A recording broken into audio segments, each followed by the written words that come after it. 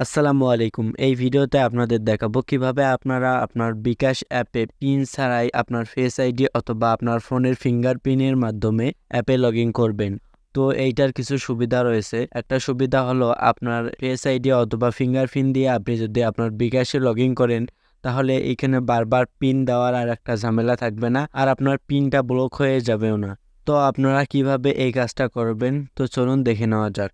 তো প্রথমে আপনাদের যেতে হবে গুগল প্লে স্টোরে অ্যান্ড এখান থেকে আপনার ফোনের যে বিকাশ অ্যাপটা রয়েছে এটাকে আপডেট করে নিতে হবে। এরপর আপনারা সিম্পলি আপনার ফোনের বিকাশ অ্যাপটাকে ওপেন করে দেবেন অ্যান্ড ওপেন করার পর এইখানে অবশ্যই আপনার নাম্বার অ্যান্ড পিন নাম্বার দিয়ে এইখানে ফার্স্টে আপনার বিকাশ অ্যাকাউন্টটাকে লগ ইন করে নিতে হবে। তো আমি এখানে আমার অ্যাকাউন্টটাকে লগ ইন করে নিচ্ছি অ্যান্ড লগ ইন করে নেওয়ার পর আপনারা বিকাশ অ্যাপ থেকে বের হয়ে আসবেন অ্যান্ড তারপরে আবারও বিকাশ অ্যাপে প্রবেশ করবেন। তারপর এইখান থেকে আপনার পিন নাম্বার চাবে, তার এই কোনায় যে একটা অপশন দেখতে পাচ্ছেন এই অপশনের উপর ক্লিক করবেন। তারপর এরকম ইন্টারফেস পাবেন, এখান থেকে পরবর্তী অপশনের উপর ক্লিক করবেন। দেন এইখানে আপনার বিকাশের যে পিনটা রয়েছে এটা দিতে হবে অ্যান্ড এই অপশনের উপর ক্লিক করবেন।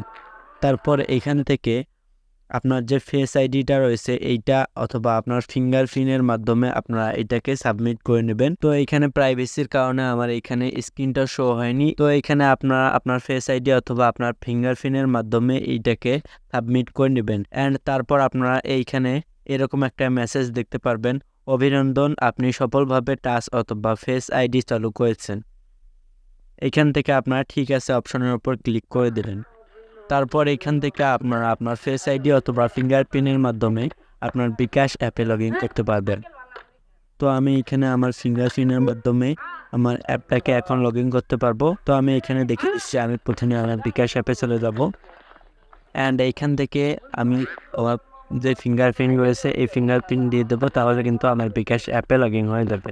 তো এখানে প্রাইভেসির কারণে আমার স্ক্রিনটা শো হচ্ছে না। এইখানে দেখতে পাচ্ছেন এখন আমার বিকাশ অ্যাপে কিন্তু লগ ইন হয়ে গেছে। আমি এখানে কোনো রকম পিন দেইনি, পিন ছাড়াই আমার বিকাশ অ্যাপে লগ ইন হয়ে গেছে।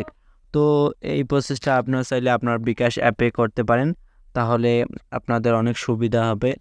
তো ভিডিও ভালো লাগলে চ্যানেল সাবস্ক্রাইব করতে পারেন অ্যান্ড ভিডিওটাতে লাইক দিতে পারেন।